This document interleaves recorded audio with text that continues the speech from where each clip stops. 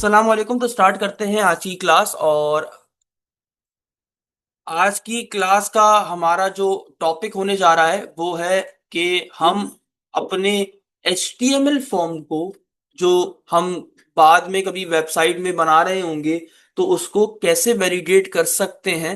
तो वैलिडेट करने के बहुत सारे तरीके आपने देखे होंगे। अभी तक आप चूंकि फर्स्ट और सेकंड सेमेस्टर से वाबस्ता हो, तो आपने देखा होगा कि आप यार जावास्क्रिप्ट के थ्रू वैलिडेट कर सकते हैं। यानी क्लाइंट साइड जहां पर आपने जावास्क्रिप्ट लगा दिया कि रिक्वायर्ड लगा दो, ये लगा दो या ब्ला ब्ला लगा दो। अब हम जो है वो आज जो इस्तेमाल करने जा रहे हैं, तो वो टेक्निक हम आपके साथ शेयर करेंगे। तो हम डॉट नेट कोर एमवीसी में आज जो टॉपिक पढ़ने जा रहे हैं, उस टॉपिक का खास नाम क्या है वो आपने याद कर लेना है। वो है डेटा एनोटेशंस। आज की क्लास का हमारा टॉपिक होने वाला है data annotations. ASP dot net core MVC data annotation एक पावरफुल फीचर है जो मॉडल वैलिडेशन, डिस्प्ले फॉर्मेटिंग और मेटा डेटा कॉन्फ़िगरेशन के लिए यूज होते हैं, बिना मैन्युअली वैलिडेशन लिखे हुए। यानी डेटा एनोटेशन आपके पास डॉट नेट के अंदर एक ऐसा फीचर है जिसका इस्तेमाल करके आप अपने मॉडल को, मॉडल मीन्स यानी आप अपनी क्लासेस को, जिसमें आप अपनी प्रॉपर्टीज को लिखते हो, नेम, एज, ईमेल, जेंडर, जो कि लास्ट क्लास मॉडल बाइंडिंग के अंदर भी हम पढ़ चुके हैं, हम उस क्लास को वैलिडेट कर सकते हैं।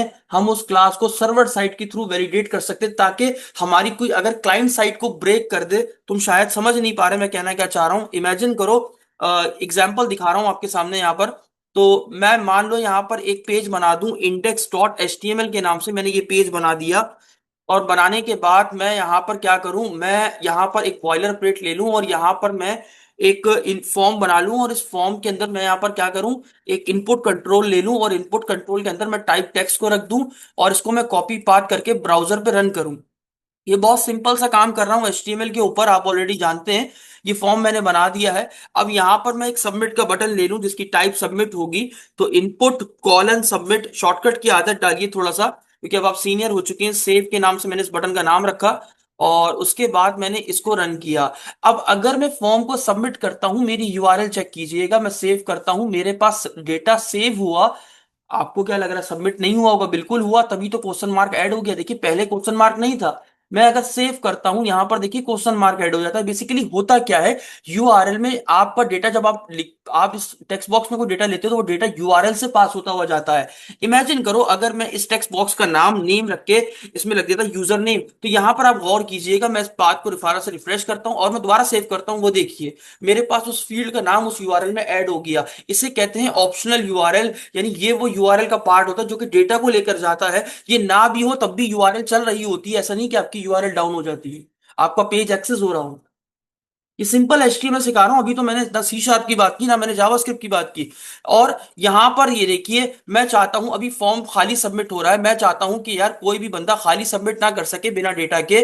तो यहां पर मैं इसको रिस्ट्रिक्ट करना चाहता हूं। तो आपके पास घूमता फिरता हुआ एक सिंपल सा सर एक एट्रीब्यूट आता है जिसे आप कहते हो रिक्वायर्ड। आपने रिक्वायर्ड लगा दिया, फाइल को सेव किया, सेव के बटन पे क्लिक किया, तो आपको रिक्वायर्ड ने तब भी नहीं रोका। क्यों नहीं रोका भाई? यहां मैंने कोई गलती कर दी क्या? क्या? सॉरी, गलत लगा दिया। अब मैं यहाँ पर इसको उठा के यहाँ पर पेस्ट कर दूं और मैं रिफ्रेश करूं और दोबारा सबमिट करूं, तो please fill out this field आपके पास आ रहा है।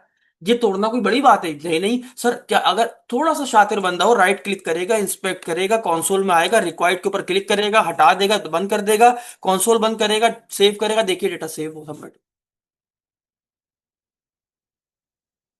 कौन सी बड़ी बात थी? तो आप लोग आज तक सर को वही प्रेजेंटेशन में डेटा दिखाते हो, भाई ले सर हमने फॉर्म को वैलिडेट कर दिया।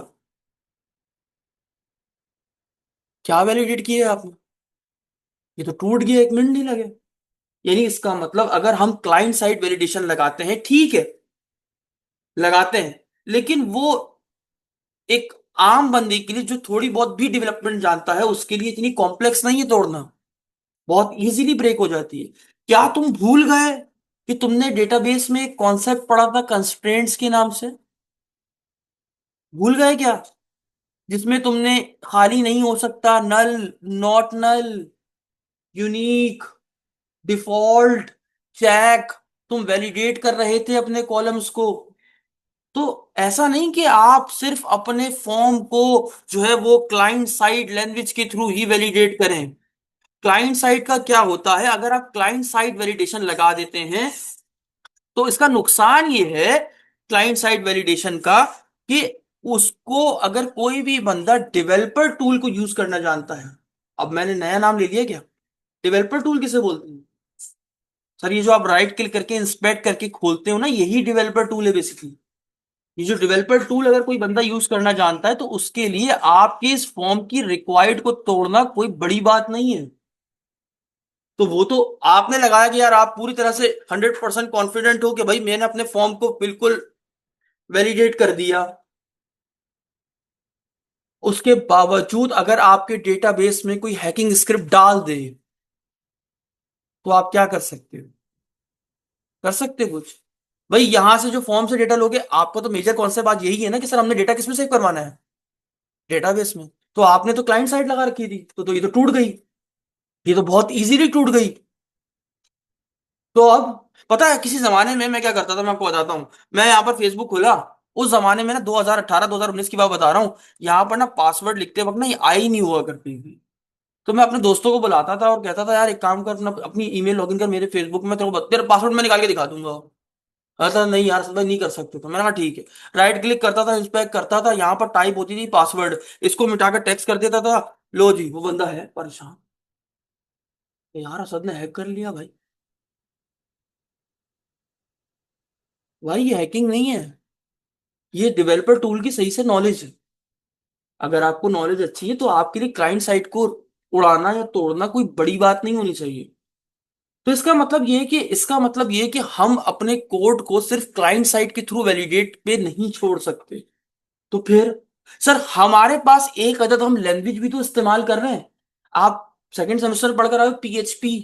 पीएचपी एक सर्वर साइड स्क्रिप्टिंग लैंग्वेज है। सर्वर का कोड कभी आपके ब्राउजर पे डिस्प्ले होता है? नहीं हो सकता भाई। आपका ब्राउजर जो है ना, सुनिएगा एक बात, और सुनिएगा, मैं बहुत इंपॉर्टेंट बात बता रहा हूं। जब आपने गूगल, ये क्या है आपके पास, इसको क्या बोलते हैं, ये जो मैं माउस दिखा रहा हूं इसको क्या बोलते हैं? एड्रेस बार, क्या बोलते हैं? एड्रेस। इस एड्रेस बार पे मैंने कौन सी रिक्वेस्ट की? HTTP रिक्वेस्ट की। एक रिक्वेस्ट जिसपे मैंने क्या लिखा, facebook.com। मैंने रिक्वेस्ट की, ये रिक्वेस्ट इंटरनेट के थ्रू प्रोसेस हुई। अगर इस रिक्वेस्ट पे कोई चीज मौजूद है, अब इस पे सर्वर साइड का कोड भी होगा जिसपे ये बनी होगी फेसबुक, होगा। तभी तो आप जब साइन अप करते हो तो आपका डेटा डेटाबेस में सेव हो जाता है। वरना अगर डेटाबेस ही ना होता तो एक बार बंदा अगर साइन अप कर ले तो उसके बाद दोबारा लॉगिन कर ही नहीं सकता, क्योंकि वो अकाउंट की डिटेल सेव ही नहीं होती। जब सेव ही नहीं होती आप इस्तेमाल कर ही नहीं सकते।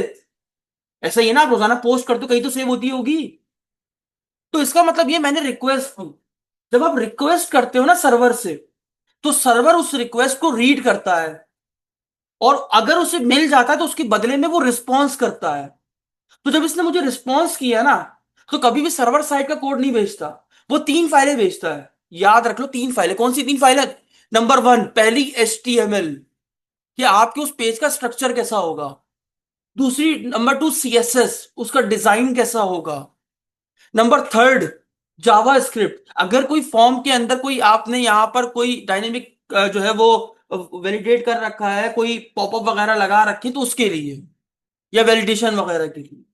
तो यानी जब भी हम किसी चीज पे सर्वर पे रिक्वेस्ट करते हैं तो हमें एग्जीक्यूशन के बाद जो फाइल्स मिलती है वो कितनी होती हैं? तीन। अब ये आपके ब्राउजर की जिम्मेदारी होती है। आपने रिक्वेस्ट की, सर्वर ने रिस्पॉन्स किया, रिस्पॉन्स करके कितनी फाइलें मिली? अब ये आपकी ब्राउजर की जिम्मेदारी है। किसकी जिम्मेदारी है? कि वो आपको कैसा UI दिखाता है। बात समझ में आई? तो इसका मतलब हम टोटली डिपेंडेंट क्लाइंट साइड पे नहीं हो सकते। क्यों? क्योंकि क्लाइंट साइड का कोड हमें, बोलो ना यार, हमें रिसीव हो जाता है, हम उसमें चेंजेस कर सकते हैं। सर्वर साइड का कोड किसी को मिला तो हम उसमें चेंजेस नहीं कर सकते। अब सर्वर साइड के कोड में कोई डेट, जब आप बटन पे क्लिक करोगे डेटा उठ के डेटा कहीं जाएगा, सेव होगा, डेटाबेस का कोड भी, क्वेरीज वगैरह भी लिखी होंगी। तो क्या कहीं स्पेक या कंसोल खोलने पे आपको कोई डेटाबेस की क्वेरी या PHP का कोड या आपको दिख रहा है कहीं पर कुछ? लेकिन स्क्रिप्ट दिख रही हैं आपको। आपको HTML दिख रही है, आपको CSS भी दिख रही है, देखो। बात समझ में आ रही है, ये बातें इंपॉर्टेंट। तो यानी हम टोटली डिपेंडेंट क्लाइंट साइड के ऊपर नहीं हो सकते। तो फिर हम सर क्या करें? सर मैं तो कहता हूं आप तीन किस्म की वैलिडेशंस लगाओ। पहला, क्लाइंट साइड से रोको। अगर वो बंदा फिर भी निकल जाए वहां से, तो सर्वर साइड से रोको। सर्वर भी तोड़ जाए, तो डेटाबेस से रोको। तो कंस्ट्रेंट आपके लिए फालतू के लिए थोड़ी दिए गए थे भाई, कि बस उसको देखो, देखते तकते रहो, लगाने की जरूरत ही नहीं है। तो भाई तीनों तरफ से कोशिश करो। अब बाकी हैक होने वाली चीज तो हैक होगी ना यार। अब मैं ये नहीं कह रहा कि हैक नहीं हो सकती। माइक्रोसॉफ्ट हैक हो गया, ये माइक्रोसॉफ्ट की तो प्रोडक्ट है, हमारे थोड़ी, हमने थोड़ी बनाए। तो उन्हीं के प्रोडक्ट्स, उन्हीं की विंडोज है भाई। बात समझ में आ रही है? लेकिन आप तो अपने एंड से मुतमईन होगे कि मैंने अपने पास से कंप्लीट वैलिडेट वैलिडेट करने की कोशिश की है। मुझे पता है, मैंने सर्वर से भी रोका, मैंने क्लाइंट साइड से भी रोका, और मैंने डेटाबेस से भी रोक लिया। तो आज की क्लास में जो हम वैलिडेशन सीखने जा रहे हैं वो कौन सी होंगी? हाँ, सर्वर साइड वैलिडेशन सीखने जा रहे हैं भाई। क्लाइंट साइड तो ऑलरेडी आपको आती हैं, फर्स्ट सेमेस्टर से लगाते हुए आ रही है, रिक्वायर्ड के एट्रीब्यूट्स मैंने तो नहीं लगाए ना, आप ही लगाते हुए आ रहे हो ना। चलें स्टार्ट करें। तो देखते हैं बाकी आज हम सर्वर साइड सीखते भी हैं या नहीं सीखते हैं, या आज भी हम जो है वो HTML या क्लाइंट साइड सीख के चले जाएंगे। तो स्टार्ट करें सर। चलिए। तो दोस्तों, आज की क्लास में हम अपने फॉर्म को वैलिडेट करने जा रहे हैं, और इसको वैलिडेट करने के लिए हम C# का एक फीचर इस्तेमाल करेंगे। C# का, उसका नाम क्या है? Data annotations. यानी इनके जरिए हम अपने मॉडल क्लास, क्लास के अंदर क्या होती है सर? प्रॉपर्टीज। घबरा क्यों रहे हो, बोलने की कोशिश करो। आप अपनी मॉडल क्लासेस में क्या बनाते हैं सर? प्रॉपर्टीज। उस पे डायरेक्टली रूल्स और फॉर्मेटिंग लगा सकते हैं, किसकी हेल्प से? Data annotation. Data annotation annotation basically attributes, tags होती हैं जो हम मॉडल प्रॉपर्टीज के ऊपर लगाते हैं। इनपुट वैलिडेट हो, रिक्वायर्ड फील्ड हो, स्ट्रिंग लेंथ हो या रेंज, डिस्प्ले नेम और फॉर्मेट सेट करें, डेटा टाइप स्पेसिफिक करें। यानी हम हर सारे काम कर सकते हैं बाय यूजिंग डेटा एनोटेशन। हम उसको फॉर्मेट कर सकते हैं कि भाई मेरे लेबल का नाम कैसा दिखे,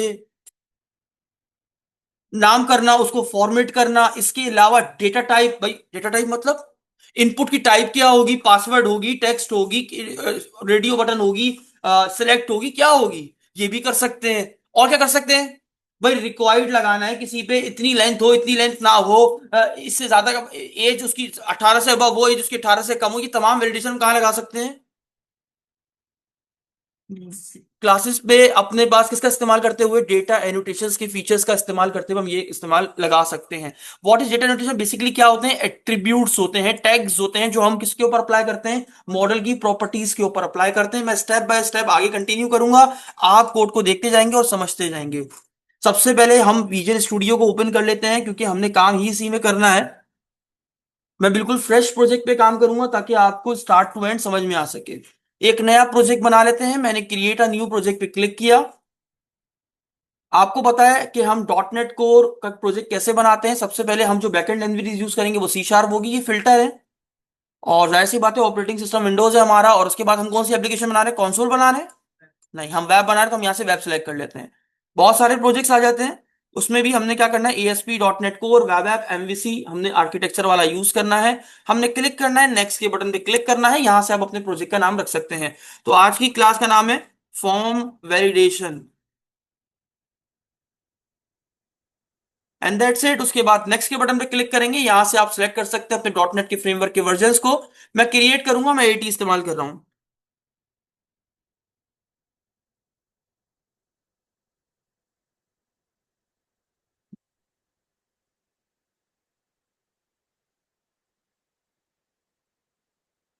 देखिए, प्रोजेक्ट रन हो गया, प्रोजेक्ट रन हो चुका है, सॉरी रन कह रहा हूं।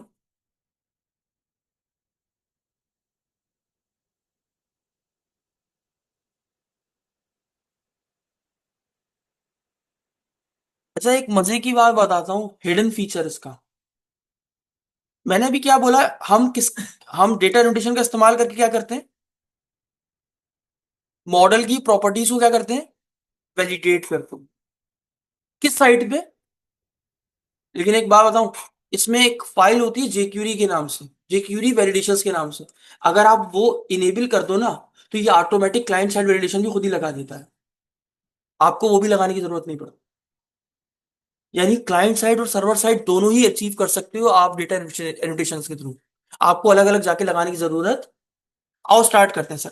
प्रोजेक्ट बन गया, पहला काम क्या होता है प्रोजेक्ट बनाने के बाद? रन करना। मैंने हमेशा बच्चों आपको सिखाया है प्रोजेक्ट को लाजमी रन कीजिए। अक्सर ऐसा होता है कि प्रोजेक्ट को बन तो जाता है लेकिन कुछ फाइलें मिसिंग हो सकती है, पॉसिबिलिटी तो है ना। तो अगर पूरा काम शुरू कर दिया और काम करने के बाद चला रहे हैं, बाद में दुख ज्यादा होगा, बेहतर है कि स्टार्ट करके ही चेक कर लो भाई। तो सबसे पहले मैं स्टार्ट कर लूंगा। एक बार तसल्ली हो जाए कि भाई मेरा प्रोजेक्ट सही तरीके से चल भी रहा है या नहीं, तसल्ली हो जाएगी उसके बाद मैं आगे बढ़ूंगा।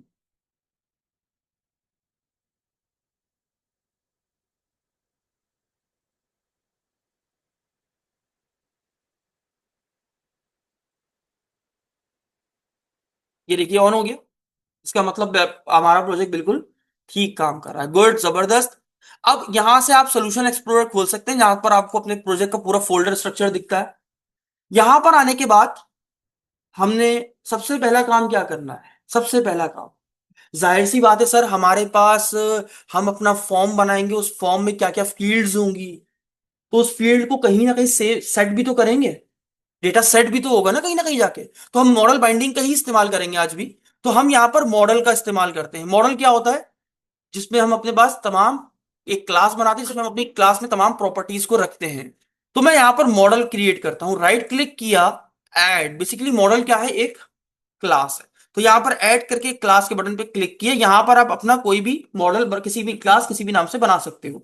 इमेजिन करो हमने एक क्लास बना ली, किसके नाम से? स्टूडेंट के नाम से। यहां पर हमारी क्लास बन चुकी है। अब इस क्लास में क्या होती हैं? प्रॉपर्टीज। तो हमने यहां पर प्रॉपर्टीज बना ली, जैसे पब्लिक, इंटीजर, आईडी, ये गेटर और सेटर। स्ट्रिंग नेम होगा। हम उसके बाद क्या ले सकते हैं सर? आईडी हो गया, नेम हो गया, उसके अलावा बंदे की ईमेल भी तो लेनी है, ईमेल ले ली है। ठीक है, उसके बाद सर पासवर्ड भी तो हो सकता है, तो पासवर्ड ले लिया। Public string password, password. ये मैंने कुछ प्रॉपर्टीज आपके सामने बना ली। गेटर और सेटर, ये मैंने गेटर और सेटर क्यों यूज किया है? अच्छा, गेटर और सेटर किसका कॉन्सेप्ट है? ऊप में किस चीज का कॉन्सेप्ट है? शाबाश। इनकैप्सुलेशन क्या होती है? और और बेसिकली ये काम क्या करती हैं? अच्छा, डेटा बाइंडिंग तो लेकिन रैप कर देती है किसको? हाँ, आपकी रैप कर देते किसको? आपकी प्रॉपर्टीज को। ठीक है, तो आइए चलते हैं सर, स्टार्ट करते हैं। और यहां पर जो है हम नेम हो गया, आसान ले लेते हैं, आईडी फिलहाल के लिए भी छोड़ देते हैं। नाम हो गया, ईमेल हो गया, पासवर्ड हो गया। अच्छा हाँ, एक और चीज सर, कंफर्म पासवर्ड भी ले लेते हैं। पासवर्ड कंफर्म भी तो करना पड़ेगा। और क्या ले लें? सर एज ले लें एक आध, एज इंटीजर में स्टोर कर लेते हैं। अच्छा, एज पहले ले लेते ज्यादा बेहतर होता। खैर वो तो आगे पीछे तो हम कर ही सकते हैं। यहाँ पर ले लेते, नेम एज हो गया, ईमेल हो गई, और उसके बाद हमने यहाँ पर क्या ले लिया? सर पासवर्ड ले लिया। ये कुछ प्रॉपर्टीज हैं जिनसे हम अपना काम कर रहे होंगे। फिलहाल के लिए ये जस्ट एक प्रॉपर्टीज हैं, कहीं पर भी आपको नहीं दिख रहा होगा कि मैंने इनको वैलिडेट कर रखा हो या वैलिडेट किया हो। कंट्रोल शिफ्ट एस के बटन पे प्रेस किया, ये फाइल मेरी सेव हो गई। हमने क्या पढ़ा था? What is data annotation? एक ऐसा सी शार्प का फीचर जो कि आपके पास मॉडल में प्रॉपर्टीज के ऊपर अप्लाई किया जाता है, प्रॉपर्टीज को वैलिडेट फॉर्मेट या टाइप को चेक करने के लिए। ठीक हो गया, तैयार है सर। अब क्या करें? सर जाहिर सी बात है, अगर हम फॉर्म बनाएंगे, फॉर्म किस पे बनेगा? व्यू में। तो व्यू क्या डायरेक्टली कम्युनिकेट कर सकता है मॉडल से? जी नहीं। तो बीच में कौन होगा सर? कंट्रोलर। तो इसका मतलब कंट्रोलर पे काम करना पड़ेगा। तो कंट्रोलर बना बनाया यूज करूं या नया बना दूं? बना दूं। ठीक है, राइट क्लिक किया, ऐड कर दो एक कंट्रोलर। कंट्रोलर मैंने बताया था हम एम्प्टी कंट्रोलर लेते हैं। ऐड कर दो। उसके बाद मैंने बताया जब भी कंट्रोलर लिखो तो कंट्रोलर का नाम लाजमी लिखो, और उससे पहले जो भी नाम लिखना चाहो वो आप लिख सकते हो। तो मैंने बना दिया स्टूडेंट कंट्रोलर के नाम से ही। मेरा स्टूडेंट का कंट्रोलर बनके तैयार हो गया। तैयार है। अब क्या करें? शाबाश, बताओ अब क्या करें? कंट्रोलर बनके तैयार हो गया, अब क्या करूं? क्या करूं? अब हम क्या करें? एक व्यू बना दें। तो हमने बोला सर एक रजिस्ट्रेशन फॉर्म होगा, इसमें बंदा खुद को रजिस्टर करेगा। तो मैंने बोला पब्लिक आई एक्शन रिजल्ट। आई एक्शन रिजल्ट एक किस टाइप का इंटरफेस है? क्या रिटर्न करता है ये? एक व्यू रिटर्न करता है। तो मैंने कहा एक बना दो, किसके नाम से, रजिस्टर के नाम से क्या बना दो, एक एक्शन एक मेथड बना दो। इसने बना दिया। अब ये एरर क्यों दे रहा है? क्योंकि मैंने यहां पर क्या रिटर्न नहीं किया, इसको व्यू रिटर्न नहीं किया। अब सिंपल सर, आपने देखे हमने एक मेथड बनाया अपने इस कंट्रोलर में, जिसमें बस जैसे ही कोई इस कंट्रोलर को खोलेगा, उसमें जैसे ही रजिस्टर मेथड को खोलेगा तो इसका एक व्यू खुलना चाहिए। तो क्या अभी इसका व्यू बना हुआ होगा? नहीं। मैं कैसे व्यू बनाते हैं? इस मेथड पे आके राइट क्लिक किया, ऐड व्यू किया, उसके बाद रेजर व्यू पे क्लिक किया, ऐड किया। यहां पर देखें सर, हमारा व्यू बन रहा है। हमने यहां पर ऐड किया तो यहां पर आप देख सकते हैं हमारा व्यू बनना तैयार हो चुका है। ठीक हो गया। अब इसको सिंपल, अभी बिल्कुल सिंपल रखते हैं, कोई इतना कॉम्प्लेक्स नहीं करेंगे कि जिससे आप परेशान हो जाओ। ठीक है।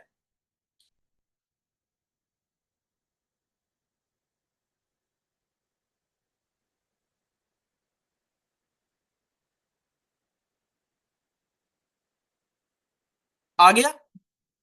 आ गया? ठीक है, गुड, जबरदस्त। अच्छा जी। अब हम सिंपल अपने प्रोजेक्ट को रन करके देखेंगे कि आया हम अपने कंट्रोलर से इस एक्शन पे आ पा रहे हैं क्या, हमारे पास ये रजिस्टर लिखा हुआ आ रहा है या नहीं। तो यूआरएल कैसे बनती है? सबसे पहले क्या आता है? कंट्रोलर का नाम। तो कंट्रोलर का नाम क्या रखा? स्टूडेंट। स्टूडेंट के कौन से एक्शन में जाऊं? रजिस्टर। अगर मैं रजिस्टर में आता हूं, मैंने लिखा रजिस्टर, मैंने इंटर मारा, ये देखिए मेरे H1 में हेडिंग यही जो लिखी थी यहां डिस्प्ले हो गई। यानी इसका मतलब मेरा व्यू परफेक्टली काम कर रहा है। मैंने इसको वापस से बंद कर दिया। यहां तक कोई शिकायत? चलिए, अब हमारा दूसरा काम क्या है सर, हम क्या बनाए? फॉर्म बनाए। फॉर्म कैसे बनाते हैं ये भी मैं बताऊं? कैसे बनाते हैं? सिंपल फॉर्म का टैग लेते हैं, और क्या लेते हैं भाई, क्या नई चीज बता दी आज? फॉर्म। अब क्या करें? क्या करूं? इनपुट ले लूं, लेबल वगैरह नहीं लगाऊं? लगाऊं कि नहीं लगाऊं? लगा दे। अच्छा जी। एक चीज, हाँ, यहां पर बाय डिफॉल्ट बूटस्ट्रैप 5 लगी हुई होती है। आपको लगाने की जरूरत नहीं पड़ती, तो आप बूटस्ट्रैप की क्लासेस इस्तेमाल कर सकते हैं। ठीक हो गया, पहली चीज। सही है। अच्छा भाई, तो मैं क्या करता हूं, मैं हाँ, बूटस्ट्रैप में एक क्लास है। आपको शायद पता है कि नहीं पता, बता दूं मैं आपको। अच्छा, यहां पर मैं थक जाऊंगा यार, मेरा ना यहां पर दिल नहीं करता काम करने को। तो सर क्योंकि हिंट नहीं आती, तो सर फिर आप क्या करते हैं भाई, मैं यूज करता हूँ VS कोड। मैं यहां काम करता हूँ और वहां पेस्ट कर देता हूँ, क्योंकि मुझे चाहिए थोड़ा फास्ट। अब मैं यहाँ पर एक टैग खोलता रहूं बनाता रहूं तो ये तो सुबह हो जाएगी, क्योंकि यहाँ पर हिंट एनालिसिस तो आनी नहीं है। तो यहाँ जैसे आप समझ रहे हो आती होगी, डॉट असद। लो, डिव बन जानी चाहिए थी, इसकी क्लास असद बन रही है? नहीं बन रही भाई, यहाँ नहीं बनती। तो इसीलिए फास्ट काम करने के लिए हम यहाँ काम करेंगे। तो मैंने सिंपल फॉर्म बना दिया। अब मैंने बोला एक क्लास होती है बूटस्ट्रैप की, फॉर्म हाइफन ग्रुप। ये क्या कर देती है, लेबल और उसको एक साथ बाइंड कर देती है। तो मैंने ग्रुप बना दिया, और मैंने क्या बोला, बीच में एक लेबल डाल दो। अच्छा, लेबल डाल दो, लेबल के साथ क्या लिख दो, लेबल के साथ इनपुट कंट्रोल बना दो, जिसकी टाइप क्या होगी, टेक्स्ट होगी।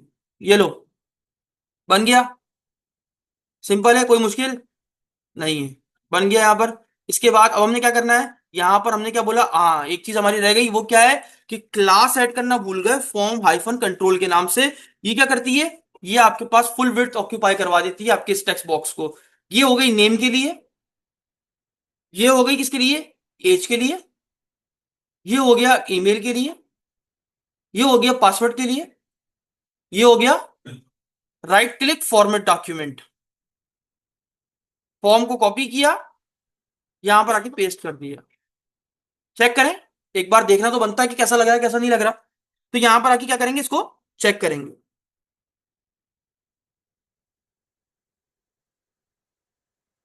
अच्छा, ये देखिए मैं यहां पर आके क्या लिखता हूं, स्लैश स्टूडेंट रजिस्टर। ये देखिए सारी फील्ड्स आ रही हैं, और बिल्कुल परफेक्ट बूटस्ट्रैप की तरीके से ही आ रही है, जैसे आपको दिखनी चाहिए थी। अब सवाल क्या है? अब सवाल ये है कि सर आपने कहा था आप फॉर्मेटिंग कर सकते हैं, किसी का नाम रख सकते हैं, हम सब कुछ करेंगे। अब मैं क्या चाहता, मेरे पास तीन चीजें हैं, एक कंट्रोलर, एक व्यू, और तीसरी चीज मैं अभी खोल लेता हूं, मेरा मॉडल। तीन चीजों आपके सामने मैंने ओपन कर दी है। यहां तक कोई सवाल है किसी बच्चे का? नहीं।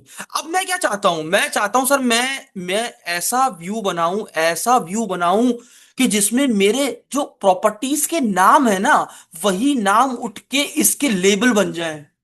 हैं? मेरी बात समझ में आ रही नहीं आ रही है? नहीं आई? मैंने इस प्रॉपर्टीज के नाम क्या रखे हैं? अच्छा, अगर आपको कहा जाए इसका नाम रखो इसका नाम रखो इंटर नेम, तो आप क्या लिखोगे, कहाँ जाके लिखोगे? लेबल में। कोई मुश्किल चीज सर ये ना, इंटर नेम लिख दिया, चला के देख लो, आ जाएगा।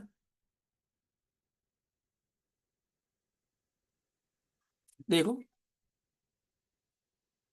आ गया। लेकिन सर मैं ऐसा नहीं चाहता। मैं चाहता हूं आप अपने लेबल्स को और अपने इनपुट कंट्रोल्स को बाइंड कर दो इस प्रॉपर्टी के साथ। जोड़ दो, मॉडल को बाइंड कर दो, ऐसे जोड़ दो। अच्छा सर, तो क्या करें? सबसे पहले हम चलते हैं यहां पर। अब मॉडल को बाइंड कर रहे हैं तो पहले मॉडल को ऊपर बताएंगे नहीं कि मॉडल क्या है। तो लास्ट क्लास में मैंने बताया था, तुमने शौकत तुमने ही बताया था कैसे करते हैं सर। क्या, कौन सा वाला मॉडल? छोटा वाला, उसके जरिए हम मॉडल को डिफाइन करते हैं। तो मॉडल लगा दो, मॉडल बना दो, मॉडल के उसके बाद शाबाश, नाम क्या है मेरी एप्लीकेशन का? Form validation. आइए देख लेते हैं, शायद मैं भी भूल गया हूँ। हाँ, फॉर्म वैलिडेशन ही है। फॉर्म वैलिडेशन आ रहा है। आ गया। उसके बाद मेरे प्रोजेक्ट के अंदर कौन सा फोल्डर बना हुआ है, किसके नाम से? डॉट मॉडल्स के नाम से। उसके अंदर कौन सी फाइल मैंने बनाई है अभी? Dot students. गुड, शाबाश, मैंने इसको अपने मॉडल को एम्बेड कर दिया। अब मैं क्या चाह रहा था असद, मैं चाह क्या रहा था? प्रॉपर्टीज का नाम है वो यहाँ पे बाइंड हो, लेबल के साथ लेबल बाइंडिंग हो जाए। कैसे करूं? कैसे करूं? तो एट द रेट लगा दूं। यहाँ पे कराने वहां पर जब आपने अपने एट्रीब्यूट को, बेसिकली एट्रीब्यूट को बाइंड करना हो ना कभी इस आपके इस प्रॉपर्टी के साथ, तो यहां पर आप जो एट्रीब्यूट यूज करते हो वो डॉट नेट का ASP-4 यूज करते हैं। अच्छा, यहां पर आप वही नाम पास करेंगे जो आपने यहां पर प्रॉपर्टी में दे रखा है। करूं? Control C, control V, save किया, कोई एरर नहीं है। स्टार्ट करूंगा, देखता हूं क्या हुआ।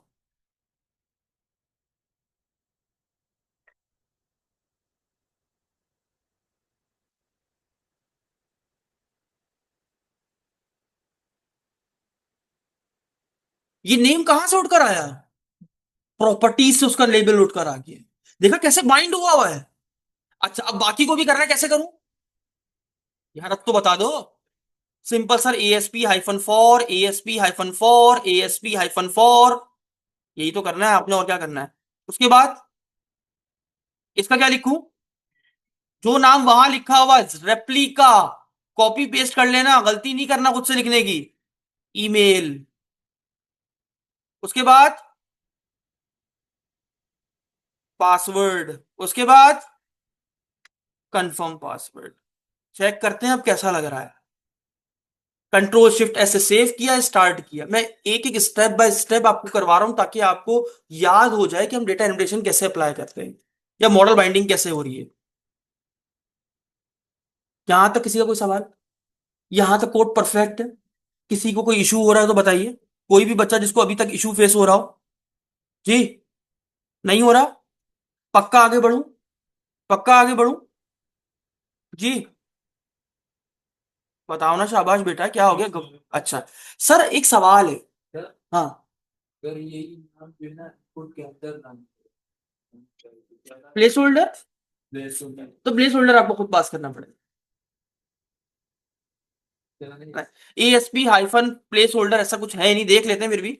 ASP- शायद इसमें आ गया हो। नहीं सर, ऐसा कुछ भी नहीं। ये देखिए, नहीं है ना सर, जो चीज है वो यहाँ लिखी हुई है। ठीक है, ये वाला आपके पास नहीं है। ये बेसिकली पता है क्या कहलाते हैं? ये ASP, इनका नाम पता है, नाम भी है भाई कोई। इन्हें क्या बोलते हैं? Helper function. ये देखो, इन्हें क्या बोलते हैं? Helper function. Tag helper. ठीक है, इन्हें हेल्पर फंक्शन बोला जाता है। ठीक है, ये याद रखना छोटे छोटे नाम। सर हम जब पूछते हैं भाई प्रेजेंटेशन में। अच्छा सर, अब किसको, अच्छा ये तो बाइंड हो गया, और किसको बाइंड करना है?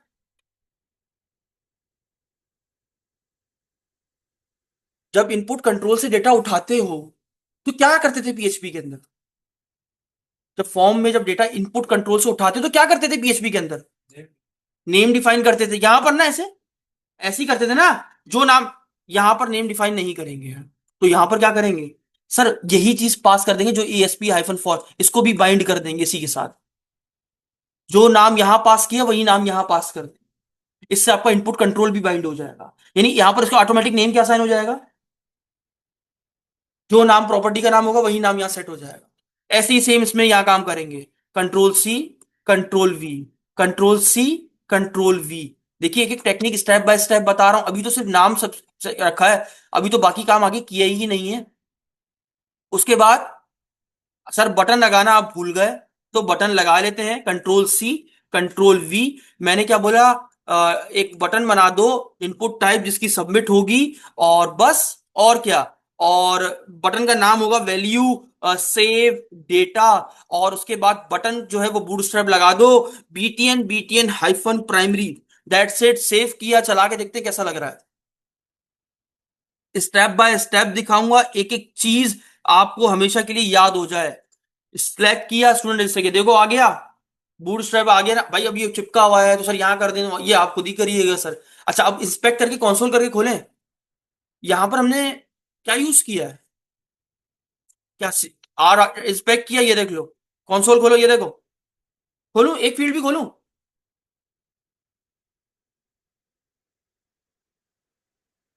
ये देखो प्रॉपर्टी से देखो कौन कौन सी ऐड हो गई।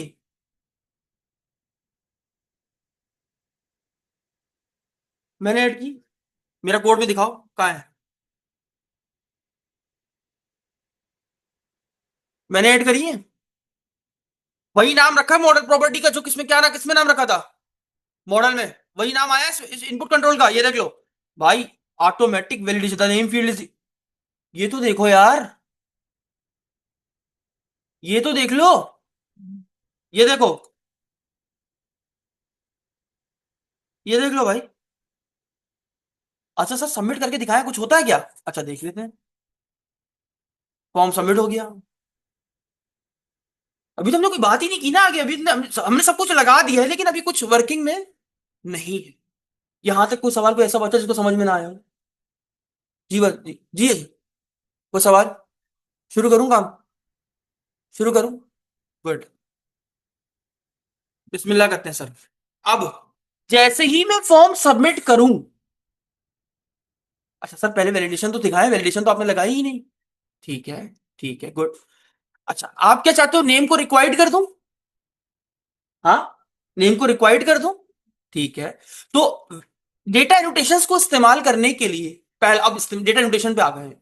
सबसे पहले आपको एक अदद नेम स्पेस ऐड करना पड़ता है, जिसका नाम होता है, मैं लिख देता हूं, using system dot component dot model dot data annotations. if you are using a data annotations, first add this namespace using system dot component model dot data annotations।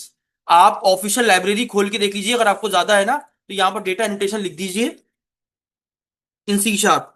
इसकी ऑफिशियल डॉक्यूमेंटेशन में आपको मिल जाएगा भाई, ये देखो, माइक्रोसॉफ्ट की official documentation पे आपको तमाम चीजें मिल जाएंगी, ये रही, ये सी शार्प का फीचर है भाई। ठीक है, ये देखो, सब लिखा हुआ है पहले से, मैंने कुछ नहीं लिखा अपने पास से। शुरू करूं? अच्छा डेटा नोटेशन को क्या बोलते हैं, मैंने नाम बताया था एक, क्या बोलते हैं? पढ़ाया तो था इसमें डॉक्यूमेंटेशन में। डेटा एनोटेशन को क्या बोलते हैं? एट्रीब्यूट या टैग्स होते हैं। और ये कैसे पास किए जाते हैं? ऐसे, स्क्वायर ब्रैकेट्स के अंदर प्रॉपर्टीज के ऊपर लगाए जाते हैं। लगाऊं, बिस्मिल्लाह करूं? चलो, मैं चाहता हूं सबसे पहले क्या करूं, क्या करूं, नेम को क्या कर दूं, तो लगा दिए सर, स्क्वायर ब्रैकेट ओपन। इसको क्या कर दूं, रिक्वायर। अच्छा ये बहुत सारी हैं, आप बहुत सारी हैं भाई, तो आप पढ़ लेना, मैं कुछ रेयर पढ़ा रहा हूं जो ज्यादा यूज होती है, वरना बहुत सारी डेटा एनोटेशंस पहले से बनी हुई रखी है। ये रही ऑफिशियल आपकी वो क्या कहते हैं डॉक्यूमेंटेशन, उठाओ और पढ़ते रहो निकाल के। ठीक है, तो मैंने क्या बोल दिया, इसको क्या कर दो, रिक्वायर्ड कर दो, बहुत सिंपल सी बात है। ठीक है सर, अब ये अभी हम बाकी पे नहीं जा रहे, हम एक पे ही इत्तेफाक करेंगे और बाद में बाकी एक चेक तो करें, एक भी तो काम कर रही है सर, नहीं कर रही है। ठीक है सर, हमने इस प्रॉपर्टी को क्या कह दिया कि क्या है, रिक्वायर्ड। ठीक है, अब कोई बंदा जब फॉर्म सबमिट करेगा, करेगा ना, तो हमने उस डेटा को रिसीव भी तो करना है, और रिसीव करके चेक करना है कि आया वो डेटा सही डाला है या नहीं डाला। तो मैंने आपको क्या बताया था, जब हम डेटा सेंड करते हैं तो कौन से मेथड से सेंड करते हैं? मेथड क्या होगा, पोस्ट। इसमें कोई मुश्किल, ये लास्ट क्लास में पढ़ा चुका हूं। भाई ये भी तो बताना किस एक्शन पे जाओ, एक्शन मींस किस मेथड पे जाओ। सेम, अच्छा सेम नाम से मेथड बना लूं? क्या बना सकते हैं? हाँ बना सकते हैं। बाय डिफॉल्ट मेथड किस टाइप का होता है? भाई मेथड की टाइप क्या होती है, मतलब वो एचटीटीपी टाइप क्या होती है बताया था ना लास्ट। गेट। ये हम, ये वाला मेथड मैं सेम किस नाम से बना रहा हूं, लेकिन टाइप क्या रखूंगा इसकी? पोस्ट। तो मैंने क्या बोला, सेम ही मेथड है लेकिन टाइप क्या होगी? ये वाला मेथड कब चलेगा? जब फॉर्म से सबमिशन होगी, यानी मेथड पोस्ट का इस्तेमाल होगा। ये वाला मेथड कब वर्क करेगा? जब मेथड सही या असद, एक सवाल पूछूं? यहाँ क्या हो रहा है? ऊप का कॉन्सेप्ट है, याद करो। जी सर, कोई भी बताए, बता आइडिया दूं? शाबाश, पॉलीमॉर्फिज्म हो रहा है सर। ये देखिए, मैं इन सेम क्लास में method with same name but different signatures, इसके पैर नंबर, या तो नंबर ऑफ पैरामीटर्स डिफरेंट कर दो, इसमें एक भी नहीं है, इसमें एक कर दूं तो क्या ये चलेगा? बिल्कुल चलेगा। भाई शायद किसी को समझ में नहीं आया। आपको पता पॉलीमॉर्फिज्म किसे कह रहे हैं? Poly means many, morphism means form, एक चीज का कई शक्लों में पाया जाना। तो पॉलीमॉर्फिज्म मेथड ओवरलोडिंग और मेथड ओवरराइडिंग से अचीव होता है। मेथड ओवरलोडिंग क्या कहती है? एक ही क्लास में सेम नाम से मेथड बना सकते हो लेकिन उसके नंबर ऑफ पैरामीटर्स डिफरेंट होने चाहिए, तो ये पॉलीमॉर्फिज्म हो रहा है। अब यहां पर ये एरर क्यों दे रहा है? माउस रखो, कह रहा है ऑलरेडी डिफाइन कर रखा है, तो क्या करूं? पॉलीमॉर्फिज्म कर दूं, मेथड ओवरलोडिंग करूं? ठीक है। अब जब डेटा सबमिट होगा तो हमें डेटा कहां लेके जाना है शौकत? सेट कहां करवाते हैं हम लोग? लास्ट क्लास में किया था मॉडल बाइंडिंग में। डेटा कहां सेट करवाना है? भाई इसमें डेटा रिसीव हुआ तो हमें किसी जगह तो गेट करना है। कहां गेट करेंगे? हाँ, मॉडल, मॉडल का नाम क्या था? ऐसा पैरामीटर पास कर दिया। इस मॉडल का नाम रख दूं रेफरेंस वेरिएबल, जिससे डेटा को निकाल सकूं, ये देख सकूं, क्या रखूं? स्टूडेंट ही नाम रख दिया। पॉलीमॉर्फिज्म हो गया। यहाँ क्या हो रहा है? मेथड ओवरलोडिंग हो रही है सर। चलो आओ एक काम करते हैं, यहाँ क्लिक किया, HTTPS मारा, आओ देखो डेटा आया कि नहीं आया। और डेटा आएगा, 100% आएगा। स्टूडेंट स्लैश रजिस्टर आ गया, नेम में ऐसा दे दूं, सबमिट किया, ये देखो।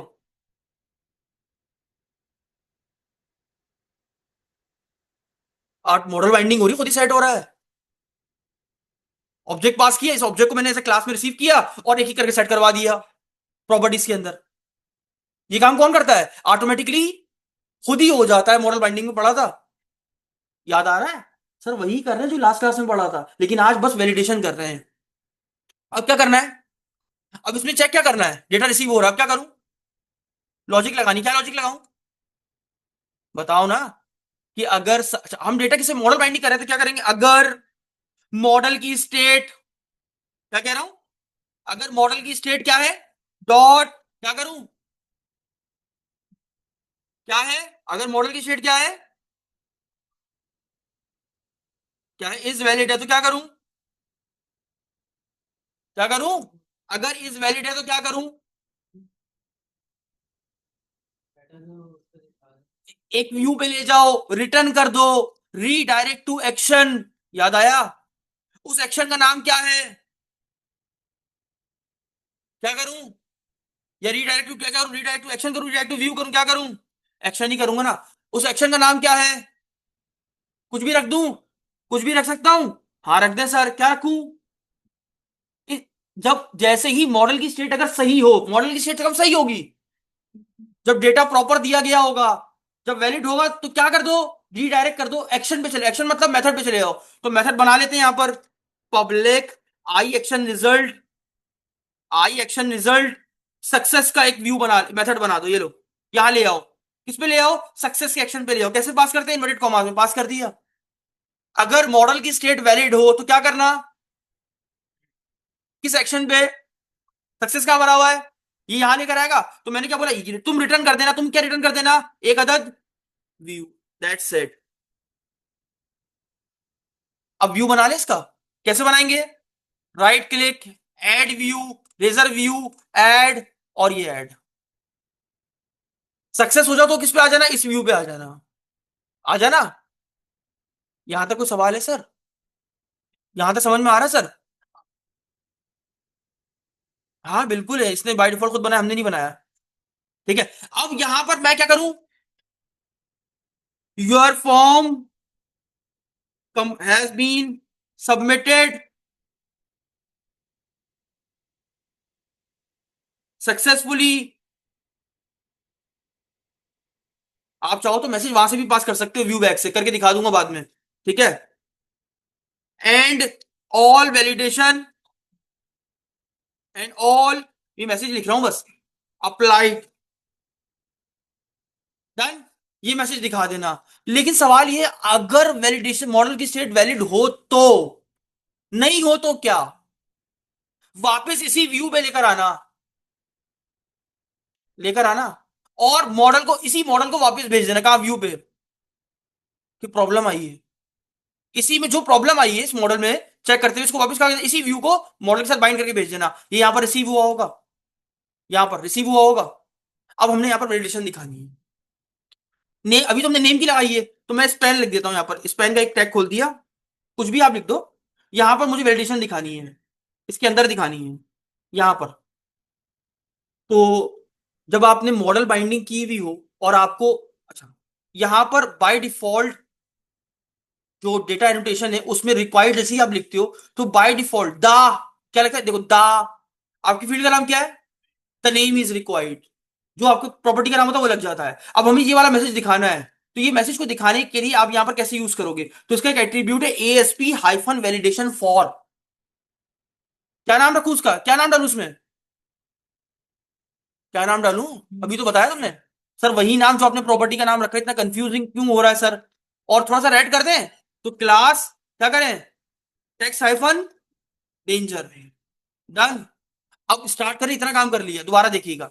जैसे ही कोई फॉर्म सबमिट करे, मेथड पोस्ट हो और एक्शन का नाम क्या हो, बताया ही नहीं, सॉरी, एक्शन का नाम क्या हो, रजिस्टर हो, किस पे आएगा, ये इस पे आएगा, सारा डेटा निकलेगा। अगर मॉडल की स्टेट सही हुई तो ये कहां ले जाएगा, नहीं हुई तो क्या करेगा, इसी फॉर्म पे वापस लाएगा, मॉडल को साथ लेके जाएगा। और मॉडल क्या करेगा, यहां पर अगर कोई एरर होगा तो वो इसमें वैलिडेशन में दिख जाएगा, ये हमारा मानना है। पता नहीं होता भी है कि नहीं होता, वो देखेंगे। पता नहीं यार, मुझे नहीं पता चलेगा कि नहीं चलेगा, वो देखते हैं।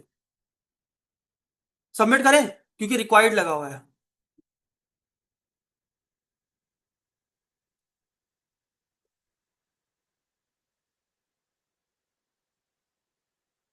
मैंने तो कुछ किया ही नहीं है। अच्छा, नेम दे दे, क्या बाकी को वैलिडेट किया था सर ने, क्या होगा, चला जाएगा, फॉर्म सबमिट हुआ कि नहीं हुआ। सर अभी फॉर्म वैलिडेट हो चुका है। अब यहां पर आपको डेटा, अगर सक्सेस होता तो ये कहां चला जाता, लेकिन अब मैं अगर सारा डेटा पास करूं, एग्जांपल इमेजिन करो, अभी मैं कुछ कर नहीं रहा हूं, अब ये वैलिडेट हुआ हुआ है। मॉडल की स्टेट तभी वैलिड होगी जब आप सारी फील्ड्स दे दोगे। अब सवाल ये कि मैं एम्प्टी भी देना चाहता हूं, यहां पर प्रॉब्लम ये है कि अब चूंकि मॉडल की स्टेट वैलिड होगी, मॉडल की स्टेट तभी, मॉडल कहता है कि मुझे कभी भी खाली चीज प्रोवाइड ना करो, लेकिन प्रॉब्लम ये है कि मैं खाली देना चाहता हूं, तो क्या करूं। मैं चाहता हूं, अच्छा, नाम, ये प्रॉपर्टी सिर्फ रिक्वायर्ड हो, बाकी प्रॉपर्टीज रिक्वायर्ड ना हो, तो क्या करूं, क्या करूं, बस एक प्रॉपर्टी रिक्वायर्ड हो बाकी ना हो। हाँ, उसी पे तो लगी हुई है, लेकिन मॉडल जो है वो, ये देखो ना, मॉडल अलाउ ही नहीं कर रहा ना आपको, ये देखो, ये देखो, आगे नहीं बढ़ रहा। कैसे करूं, सिर्फ एक को कैसे वैलिडेट करेंगे, बताओ, कोई मुश्किल नहीं है, शाबाश, सोचो तो हो जाएगा। अरे एक तो वो जो पहला ASP आईफोन 4 लगाया था वो हटा दे। क्या, ये वाला, नहीं क्यों हटा, ऑप्शनल को बनाने के लिए आई थिंक सो इसका इस्तेमाल करते हैं, यहां पर ऐसे करते हैं, ये ऑप्शनल हो गई, कि आप दे दे भी सकते हो और नहीं भी दे सकते हो। इसे कहते हैं, मेरे ख्याल से इस ऑपरेटर का कोई नाम होता है, एक मिनट चेक करता हूँ, मैं ऑपरेटर का नाम अभी भी आपको बताता हूँ, पहले मैं चेक कर लूँ इससे हो भी रहा है या नहीं। बाकी सबको ऑप्शनल कर दूं, ऑप्शनल है, दे दो तो चलेगा, नहीं दे दो तो कोई मसला नहीं, ठीक है। पहले मैं ट्राई कर लूं इससे हो रहा है या नहीं हो रहा। इसका एक नाम होता है बकायदा, नल चेक ऑपरेटर। ये चेक करता है कि अगर नल है तो जाने देता है, ठीक है, खाली अलाउ करता है आपको, पता नहीं, देखते हैं होता है या नहीं होता। मैंने नेम के अलावा सबको ऑप्शनल कर दिया है। पहला एरर, ठीक है, ये तो आना चाहिए, जाना चाहिए, हेंस कंप्लीटेड। इसका मतलब अगर आपको कभी किसी फील्ड को खाली छोड़ना हो तो आप उसके साथ नल चेक ऑपरेटर पास कर सकते हैं। और नल चेक, अच्छा ये तो देखा ही नहीं आपने, लगता कहां पर है वो? सर टाइप के साथ, ये देख लीजिए। आइए अब एक एक करके सबको वैलिडेट करें, प्रॉपर करें। ठीक है। अच्छा सर एक सवाल, मुझे ये एरर का मैसेज पसंद नहीं आ रहा, मैं चाहता हूं उर्दू में दिखाऊं। नाम खाली ना छोड़ें। आप इंग्लिश पहले उर्दू में चाहिए ना मुझे, भाई मुझे उर्दू में, मेरा ही मर्जी में जिसमें भी लूं यार, इंग्लिश टू उर्दू। नाम खाली ना छोड़ें, द नेम इज रिक्वायर्ड। नाम मतलूब है, ये शो कराना है। कैसे करेंगे? पता नहीं उर्दू चलाएगा नहीं चलाएगा, मुझे नहीं पता, मैं तो फर्स्ट टाइम कर रहा हूँ सर। तो अगर कभी आपको एरर का मैसेज चेक चेंज करना हो तो आप, बड़ा आसान है सर। यहाँ पर मेरे ख्याल से इसकी प्रॉपर कॉमा लगा के, एक नहीं, यहाँ पर ऐसे ब्रैकेट होगा शायद, हाँ ये देखिए एरर मैसेज, ये देखिए। आप ऐसे लिख सकते हैं एरर मैसेज प्रॉपर्टीज की, यहाँ पर आके आप एरर का मैसेज पास कर सकते हैं स्ट्रिंग में। देगा। तो ये अब आपकी मर्जी का एरर मैसेज दिखाएगा, अब उसका नहीं दिखाएगा, चेक करें। पता नहीं करता भी नहीं करता, देख लें।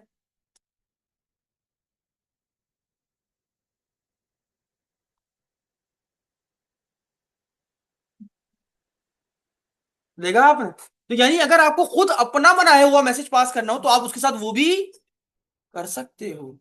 अच्छा एक एक आखिरी ट्राई, हाँ ये मेरी अपनी ट्राई है, मैं अपनी पर्सनल के लिए करना चाह रहा हूँ। मैं इसको ब्रेक करना चाह रहा हूँ पूरे तरीके से, ठीक है? कहां से करूं? अच्छा यहां से सब उड़ा दें?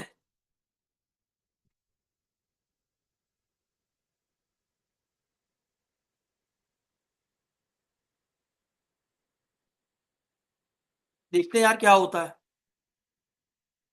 अब तो मेरे ख्याल से डेटा सबमिट हो जाना चाहिए।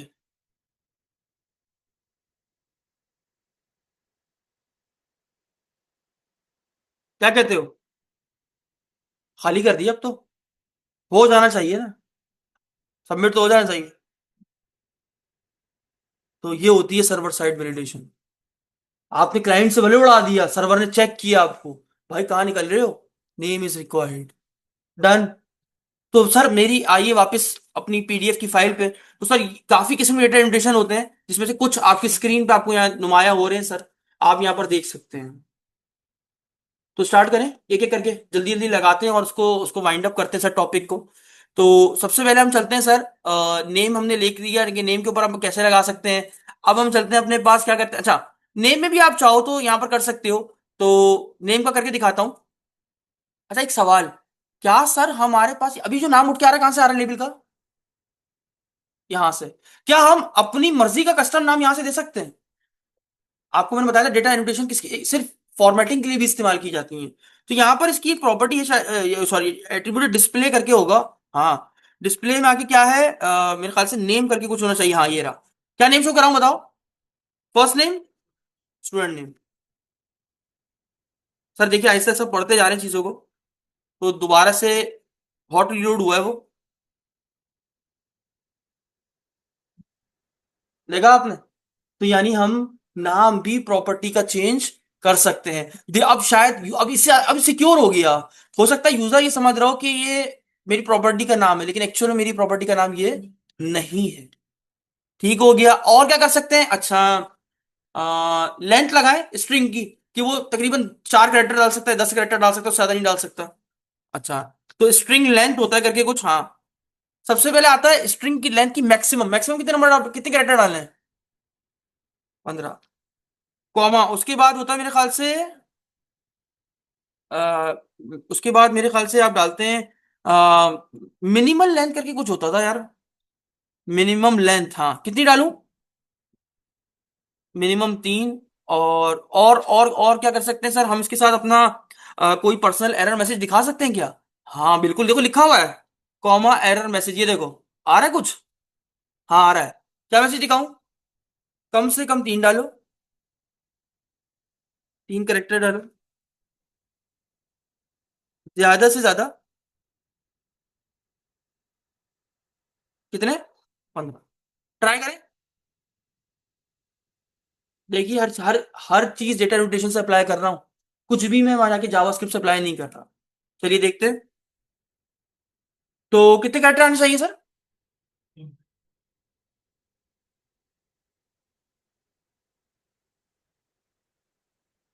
खाली मारूंगा तो कौन सा एरर आएगा? ज्यादा डाल दो। नहीं डालने दे रहे को, नहीं डालने दे रहा सर। कुछ समझ में आ रहा है? आइडिया हो रहा है? अब ईमेल, अच्छा, अब एज का आप लगा लोगे सर, एज के लिए रेंज यूज होता है इंटीजर्स के लिए ना, रेंज वगैरह ऐसे, ये देखो मैं दिखा देता हूँ आपको। ये देखो सर, रेंज न्यूमेरिक डेटा के इतने कम से कम इतने और ज्यादा से ज्यादा इतने। न्यूमेरिक ये डेट डेट रेंज लिमिट करता है। क्या न्यूमेरिक या डेट, डेट या न्यूमेरिक वैल्यूज के लिए लिमिट करने के लिए इस्तेमाल किया जाता है। ठीक है, तो इमेजिन करते हैं आ, हम एक बंदे की यहाँ पर उसको वापस से ऑप्शनल से हटा दें, और मैं चाहता हूं एक बंदे की एज जो है वो 18 से ज्यादा ही हो, और 18 से 50 तक के लोग ऐड कर सकते हैं। क्या करूं? कैसे यूज करूं? रेंज के बाद लिखा हुआ था, देख लो देख लो कैसा फॉर्मेट है। क्या करूं? 18,50। That's it. अच्छा, एरर मैसेज शो कराना है इसका कस्टम, या आप इसी का छोड़ लो? अच्छा, इसका भी अपना बाय डिफॉल्ट होता है, देखो पहले बाय डिफॉल्ट देख लो। ये खुद भी बना लेता है, खुद एरर मैसेज पूरे पूरे बनाता है प्रॉपर तरीके से। ओहो, सॉरी, नहीं चलेगा, क्यों? क्यों नहीं चलेगा? सर आपने यहां पर इसको वैलिडेट कहाँ किया है? व्यू पे कहाँ लगाया सर आपने? आपने एज के ऊपर कहाँ काम किया है? आपने तो इस पे काम ही नहीं किया। ये चीजें याद रखनी है भाई, छोटी छोटी चीजें, लेकिन याद तो रखनी है। चलो अब चेक करते हैं। तो पहले तो नाम दे दो प्रॉपर, ठीक है। The value is invalid. यार एज नहीं आया यहाँ पर, सॉरी, ये देखिए, उठाया नहीं उसने, क्या करूं? चलो अब देखें। शाबाश, गुड यार, गुड रिस्पॉन्स। स्टूडेंट के रजिस्टर में तो नेम असद, एज कुछ भी नहीं है, स्टिल अभी नहीं उठाया, द वैल्यू इज इनवैलिड आ रही है। क्यों आ रही है भाई? कोई गलती कर दी क्या मैंने?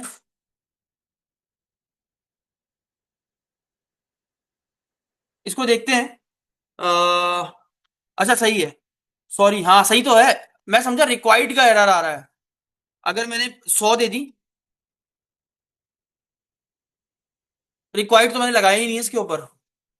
ठीक है, the field as must be, अच्छा मैं अगर अगर 15 दे दूं चलिएगी? नहीं। अगर मैं 18 दे दूं? गुड।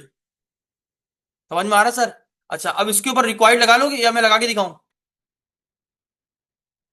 हाँ लगा लोगे ना, ठीक है। उसके बाद अब ईमेल की बारी। ईमेल को रिक्वायर्ड कर दी पहले तो। ठीक है, रिक्वायर्ड कर दिया सर। उसके बाद ईमेल का पैटर्न होना चाहिए, तो बाय डिफॉल्ट इन्होंने बना के रखा हुआ है, जो सारा काम हुआ हुआ है, देखो हो गया। बस हो गया, फॉर्मेट लग गया। कोई रिजिक्स लगाने की जरूरत नहीं है, वो जो पूरा लगाते थे ना आप, कि @i.com के बाद 3 नंबर आए, वो सब जरूरत नहीं है, पर ऑटोमेटिक सारा काम खुद ही हो गया। उसके बाद और बताओ, और बताओ क्या करूं? पासवर्ड और कंफर्म पासवर्ड वाली करके दिखाऊं? कंपैरिजन करके दिखाऊं? ठीक है, ठीक है सर, करते हैं। जी सर।